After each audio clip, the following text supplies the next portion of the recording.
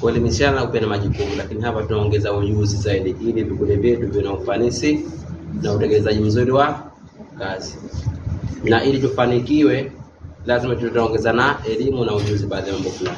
Sasa nataka kuzungumza ni kitu kimoja, kauli ya leo ama haya mafunzo ya leo tuwapelekeni na wanachama wenzetu wafahamu makusudio, malengo na madhumuni yetu ni kitu gani.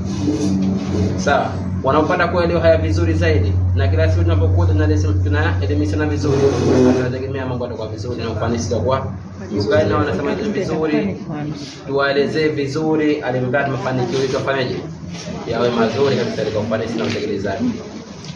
Mimi nahimiza hilo tu katika kipindi sawa, tukamilishe vizuri na mambo yawe mazuri katika mwisho na kuelekea. Nahimiza hilo kama viongozi, ni wajibu wetu. Vipi tunawaenzi wanachama wetu, vipi tunawadumisha wanachama wetu, vipi tunawaongeza katika kikundi, ni nyinyi sasa na sisi. Lakini nyinyi mpo karibu zaidi na wanachama kuliko sisi. Nyinyi mpo katika masheria yenu hayo. Mupeane hamasa, muongeze wanachama, na sinapokuja panapo tatizo tunaeleweshana, tunasaidiana kwa ajili ya